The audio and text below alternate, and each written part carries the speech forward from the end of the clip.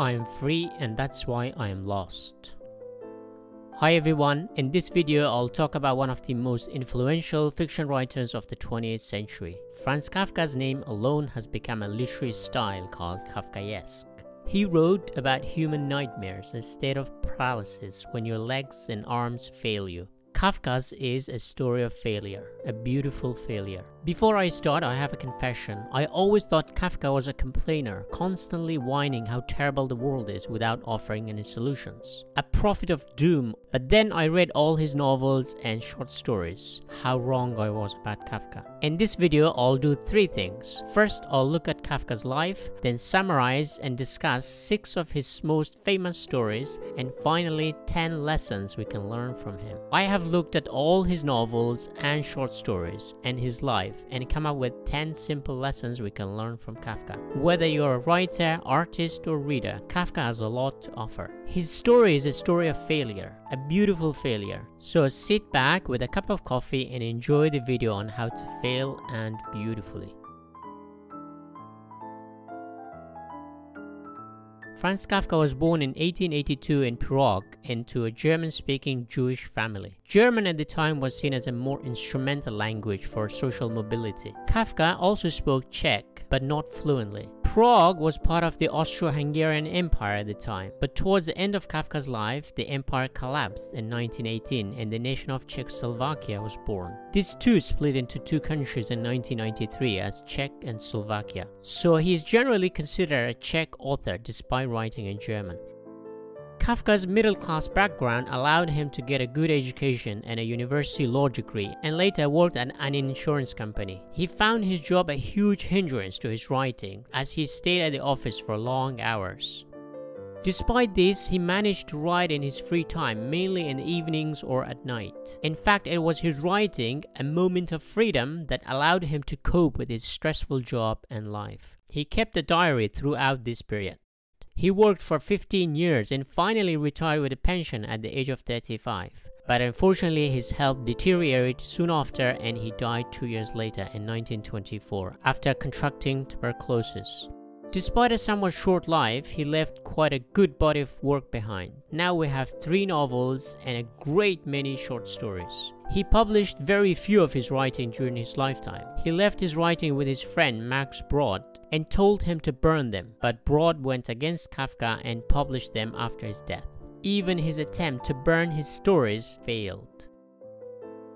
Kafka was twice engaged to a woman. On both occasions it was called off due to his health. His limitless sex drive forced him to visit prostitutes. He did supposedly father 1 child, but we can't be certain. He was pessimistic about his relationships. In one of his letters to his lover, he talks of being bound to her by hand like those French couples bound together who were led to a scaffold during the French Revolution.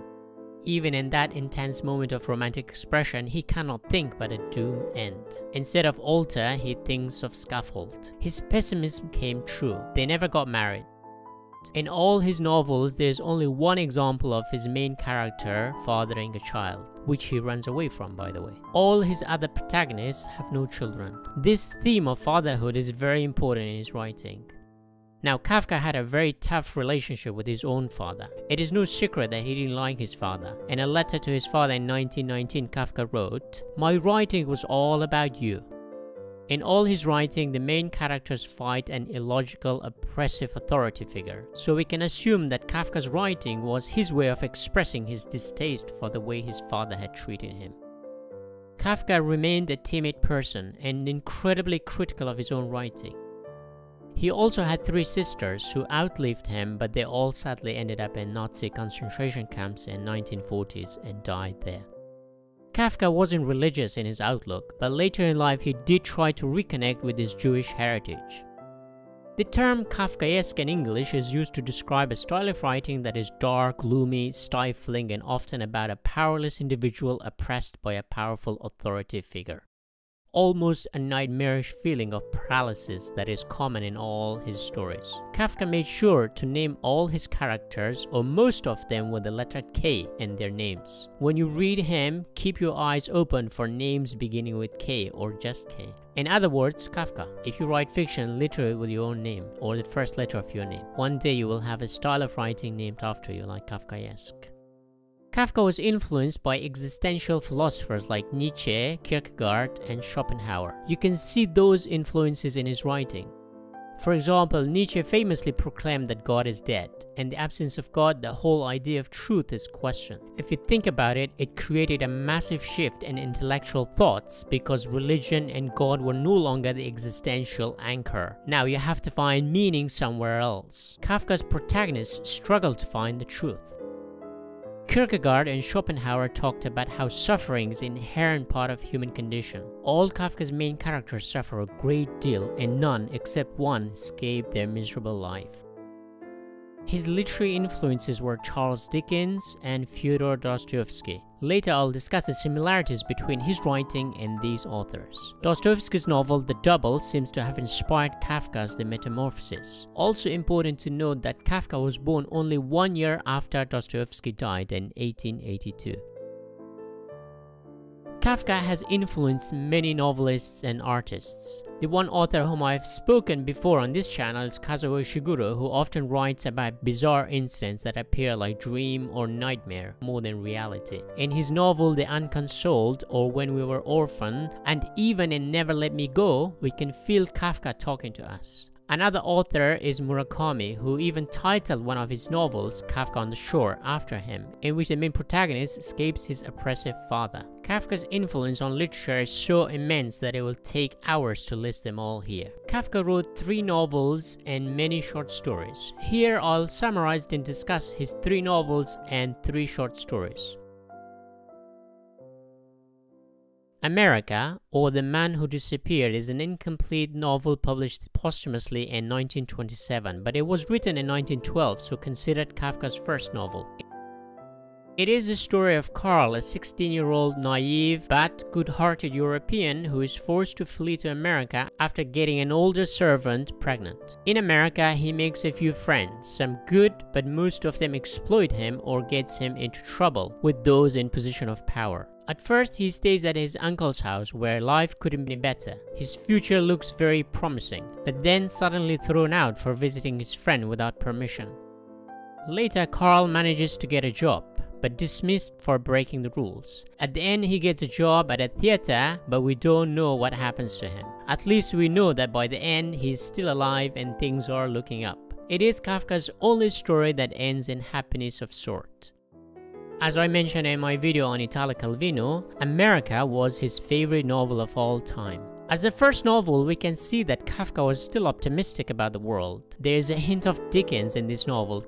Karl's uncle happens to be in America and randomly meets him. Kafka himself confesses that his inspiration for America came from Charles Dickens. This story does appear like a young man going to America to make a life for himself and pursuing the American dream, just like in Dickens' novels Great Expectations or David Copperfield.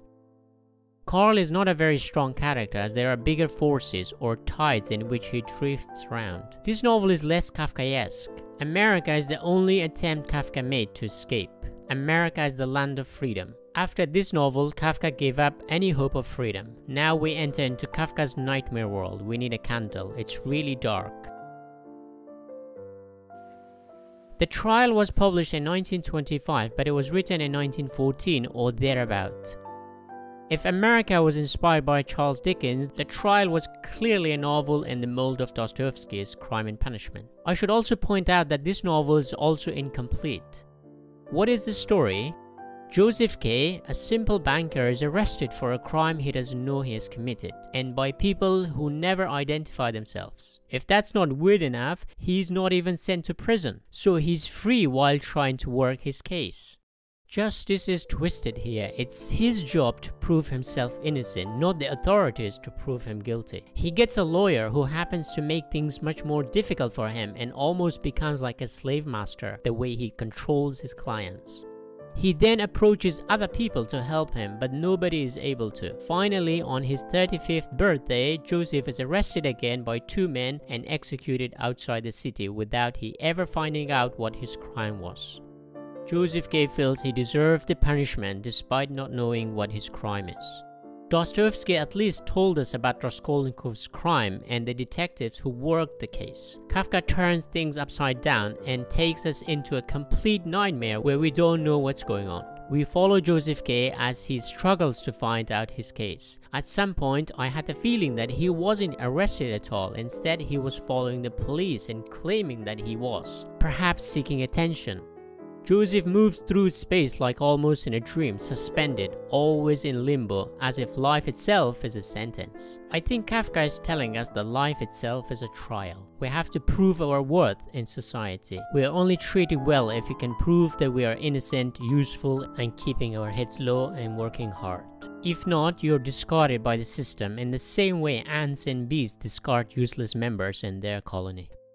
Bureaucracy has replaced human discretion and has become a labyrinth or a maze to discipline, normalize, and control individuals. In big cities, you cannot deal with people on a face-to-face basis. Good luck picking a phone and calling a customer service of any big company. They have set up a system that treats everyone the same. Therefore, rigid rules can appear arbitrary and cruel to an individual. But it makes sure the city runs smoothly, so the plight of the single individual is not its concern. Just like in an ants colony, individual ants are worthless. Nations are a close mimic of an ant colony. Individuals are sacrificed for the good of the system, authority, colony, and country. Dostoevsky put the blame on the individual to take responsibility for their crimes and mistakes. Kafka puts the blame on the system for inventing crimes to punish individuals. Modern world and its intricate bureaucracy and specialization has stripped the individuals of any power to influence things. The nightmare continues in Kafka's other novel, The Castle. The Castle was written in 1922 when Kafka was in a hotel recovering from TB, so the remote location of the setting perhaps alludes to the hotel location. The Castle is also incomplete and published in 1926. By now you might have guessed that Kafka actually didn't complete any of his novels. Unlike his other novels which he gave up finishing, Kafka failed to finish The Castle because he died at the hotel. The Castle is about a land surveyor who thinks he has been invited by someone in the castle to do a job. But upon arrival, he's told that the request was a mistake. But he lingers around in the village trying to find the person who requested his service. It's a futile effort of a man who moves into a village and wants to be recognized by authorities.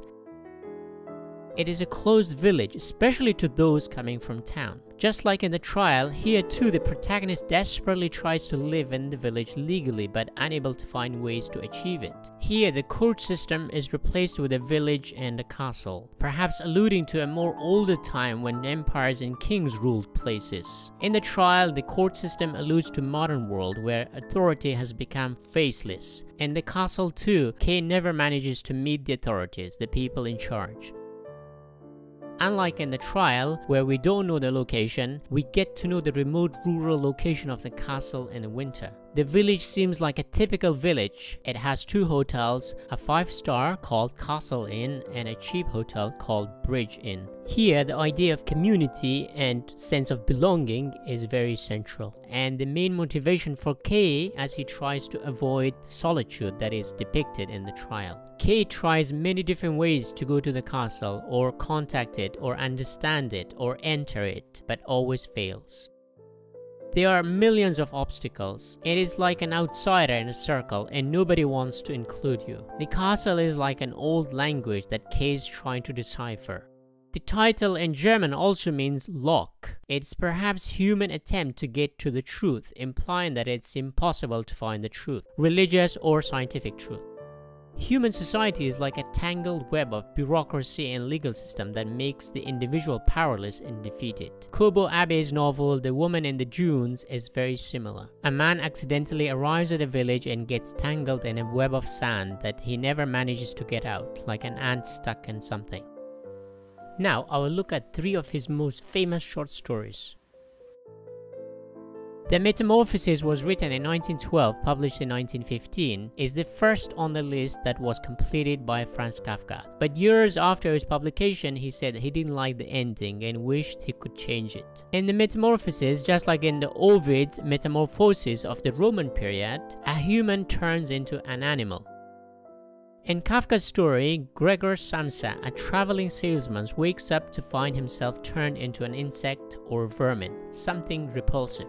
Initially, he hopes that this is a temporary state, but as days pass, he slowly realizes that this is no nightmare, it's real, that he is no longer human. Unable to leave his room, he reflects on his job and those around him, and his desperate situation as the sole breadwinner of the family. His absence at work alerts his boss, who sends someone to visit him. His family and colleagues fail to communicate with him. His father tries to keep him inside the room, and the process injures him twice. Only his sister, Greta, brings food for him. Then one day, their tenants notice him and they are repulsed. They decide to leave the house without paying rent. Now their financial situation is dire. Gregor's sister, his only close ally, has had enough and tells his father to get rid of it. This realization that he's no longer wanted in the house, Gregor starves himself to death. The family takes a vacation to refresh themselves and plan Greta's wedding. There's a million interpretations of this story. Some say it's religious, some say it's feminist, some say it's a father complex. Nabokov suggested it was a struggle of an artist living in a crappy world. Some say it's not about Gregor at all, it's all about his sister Greta. I personally think a lot of those interpretations seem a bit far-fetched. Just in the Ovid's Metamorphosis, there is a lot of melodrama here. Ovid depicted men as active and women as passive. Kafka turns it upside down and shows how miserable a man who is passive and without a job. Gregor's only function in the family was to provide for them. Without bringing in any food, he is not only useless but also a parasite. Without fulfilling his role as a provider, you might as well be dead. You can see that Kafka was twice engaged to the same woman, and each time he was called off because Kafka was deemed too sickly to be marriage material or a good provider. Kafka was a provider for his own family, however his future in-laws dismissed him as too sickly to fulfill his masculine role in society. So Gregor Samsa and the Metamorphosis is any man deemed useless in society. I think Kafka tells us that your value to society or to some extent to your family is only as long as you're a provider, useful and productive member. Once you're no longer able to do that, you have no worth. The Hunger Artist. The Hunger Artist was written in 1922. It's about an artist who impresses people with his ability to fast for days. It's like David Blaine, the magician who went without food for 44 days. After a while, people get bored and watch some animals perform in circus. The Hunger Artist is ignored by everyone, and someone accidentally finds him in a box on the verge of death. He tells people that he shouldn't be admired. Why? His ability to fast was due to him unable to find food that he liked. The story ends with him dying after 40 days of fasting and replaced by a panther with insatiable appetite for food. Kafka himself died soon after writing The Hunger Artist. Throughout history, artistic trends come and go. Great artists often die unrecognized. He survived for days when people were watching him. Artists need an audience to motivate them, sustain them. This is an innate human desire to be admired by others. This mirrors Kafka's own life. During his lifetime, he didn't get the recognition and respect we have for him today. Bucket Writer. It was written in 1917 but published in 1921. The story is about a man so poor that he can fly. On a cold winter day, he sets off to get some coal from the coal dealer, but he has no money to pay. When he arrives at the shop, the coal dealers, the husband and wife, don't notice him. The poor man shouts, but they cannot even hear his voice.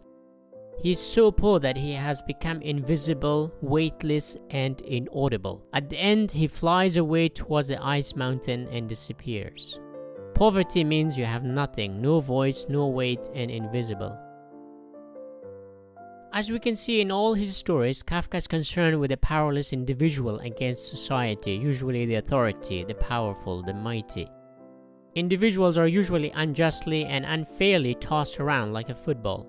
Another theme that runs through his writings is someone arguing his case against somebody. This is partly because of his own experience with his father, who Kafka could never impress. and partly because as a lawyer he always dealt with people pleading their cases. His novels and stories are quite short in comparison to other authors of the same period, like Robert Musil, Thomas Mann, and Marcel Proust, all of whom I have discussed in this channel. That's because he had a full-time job, unlike those other authors who were perhaps more privileged. Despite their short length, they are not easy to read sometimes. They need your full attention like most modernist novels. You can't be passive. If you want to start with something easy, read America, and then read his other novels. Now, what can we learn from Kafka? If you read all his books, you get a distinct feeling that he's a prophet of doom and gloom. After all, none of his protagonists win anything, but rest assured, on the surface Kafka may appear quite pessimistic. He has a few great lessons in his sleeves that can help us even today. Whether you're a writer, artist, or even a reader, Kafka provides some amazing lessons for you.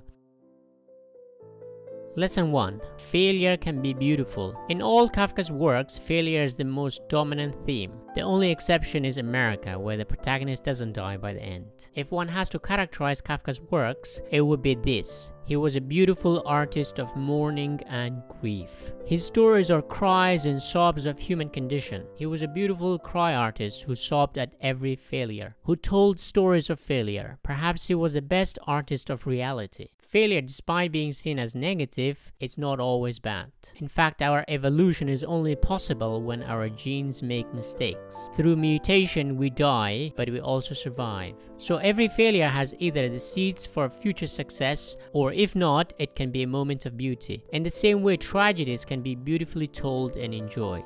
In fact, if one has to characterize Kafka's own life, on the surface, it's a failure. He didn't get married despite several attempts, he was never happy about his work, and never finished any of his novels. He wasn't famous or financially successful during his lifetime, but there's beauty in those failures. Because to win, one has to give his own life. Kafka did. His failure and his personal life gave inspirations to millions of people who found their stifled voices in his writing. So there is beauty to be found in failure.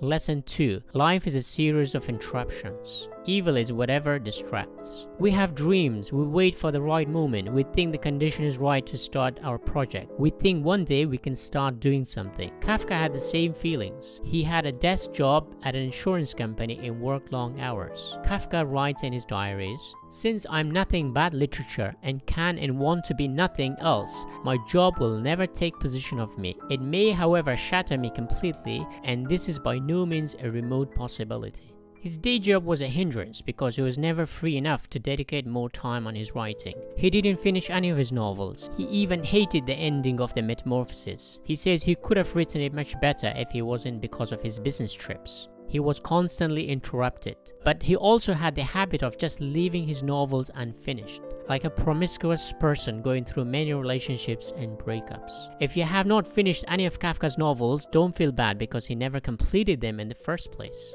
So the lesson here is to ride through life's endless interruptions and find moments you can sail. Use the little moment you get to write your next short story. Don't wait for a perfect condition because there is never a perfect time to do anything.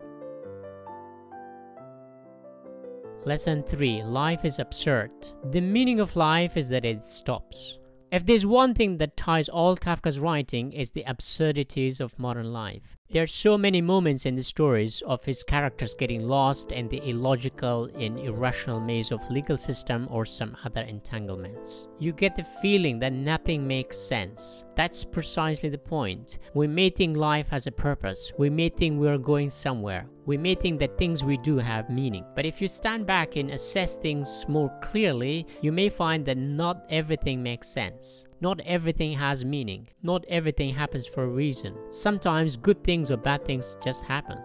Kafka depicts these moments of life so beautifully and so brutally. One can see that in Kafka's writing, life is for the most part absurd, irrational, and has no inherent meaning. All we can do is just accept its meaninglessness and absurdities. Just the mere acceptance of it may liberate us from our own insistence on giving everything a meaning. Absurdities of lives are normal human condition. Accepting this fact may give us a breathing space to enjoy it more and to be good to others. Lesson 4. We're all alone. One of the most heartbreaking stories of Kafka is the metamorphosis and how lonely is Gregor once he is transformed into an animal. His family slowly gets tired of him and wants him dead. Their compassion can only go so far. When they see him not useful in the house as he no longer brings food on the table, he also causes their tenant to flee the house. Their compassion slowly turns to disgust. Gregor spent his adult life providing for his family. That was his role. The lesson here is that ultimately we're alone. Understand it and don't feel sorry for yourself when others abandon you. In fact, lower your expectations of anything you do and understand that you won't be rewarded for all your deeds. In all Kafka's stories, lonely protagonists battling to be accepted by a group, community, or authority, and they fail. Life is a lonesome journey, so be useful to others but don't expect too much. No matter how hard you worked or how much you sacrificed your life for others, don't always expect to be rewarded. Sometimes an individual can be fragile like a dandelion seed at the mercy of wind. We should understand that loneliness is constant and belonging is temporary. Lesson 5. Life is full of ironies. Kafka's friend Max Brod tells us that they would laugh aloud when reading the beginning of the trial when Joseph K. is arrested for God knows what crime.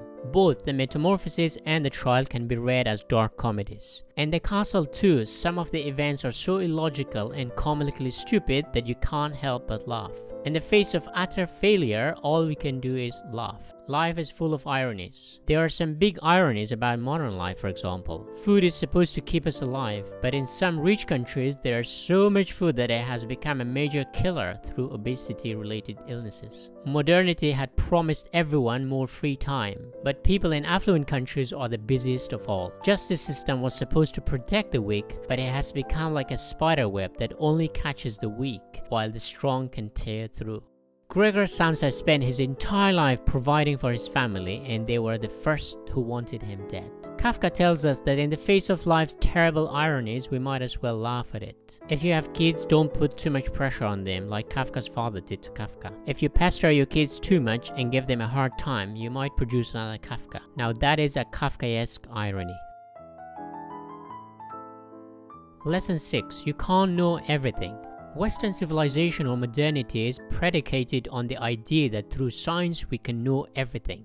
In other words, there is an absolute truth that we can discover. This pursuit is at the heart of Kafka's stories. In the trial, Joseph K. desperately tries to find his crime, but fails. In the castle, K. puts a lot of effort to find the man who requested his service, but fails. In a way, Kafka tells us that knowledge is never absolute, it's always relative. Even our language is just an approximation. Kafka says, quote, "All language is but a poor translation." The same can be said about art. No language, science, or art can capture reality as it is. No language is able to express the real feelings of an individual. Nowadays, we can say that not only knowing everything is not possible, but it may not even be desirable. We live in a world where we're sometimes overwhelmed by too much information and knowledge that we shut ourselves to have a moment of respite. Kafka shows that no matter how much you try, you cannot know everything. Quote, "I cannot make you understand. I cannot make anyone understand what's happening inside me. I cannot even explain it to myself."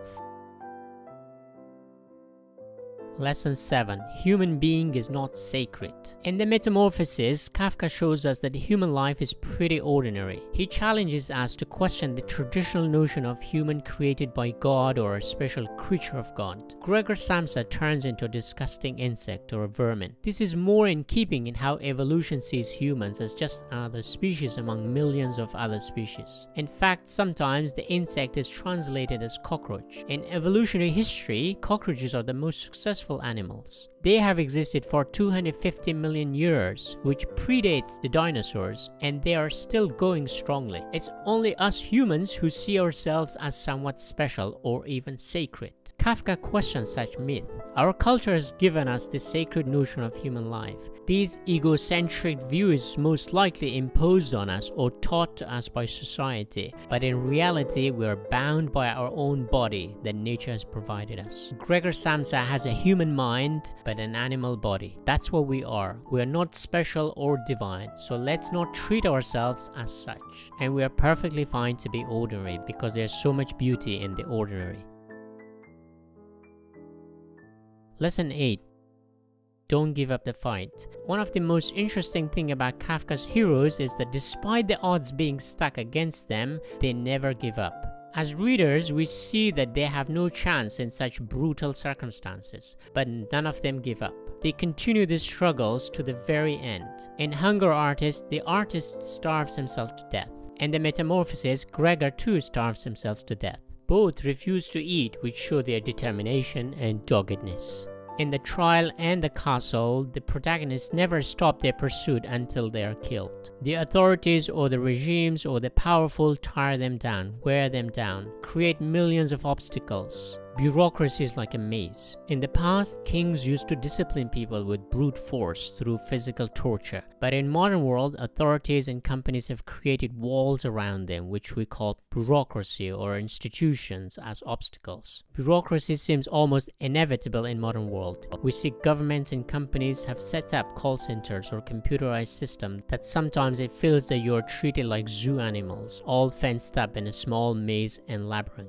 Kafka shows us that if our notion of human being is a myth and illusion, so is the power once we penetrate it. In other words, nothing lasts forever. Despite his pessimism, Kafka wasn't a defeatist. Defeatists don't write or tell stories, they do nothing. Kafka wrote about it consistently until his very last breath. So don't give up the fight for the individual. Authorities and companies have their resources, but individuals have their wit and dogged persistence.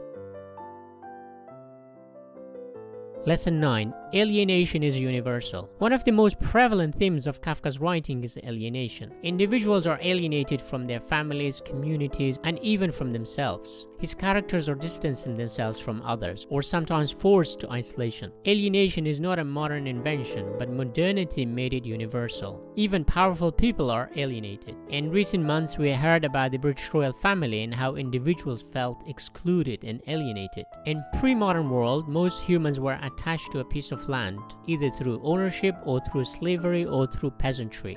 In today's world, most of us don't have any attachment to land or farming. Most of us don't know where our food is coming from. We don't really care. Most of us. What modernity did to us to turn us into product. We have become like commodities. Our information is used as product and sold by social media companies. We track our own very movement every day and pass that information to these giant media companies to use it to sell us products or sometimes use to manipulate us in some way. Modern life to some extent resembles a zoo. Safer, relatively more comfortable, but at the same time there are rules and boundaries. Kafka was one of the first writers to make alienation central to his writing.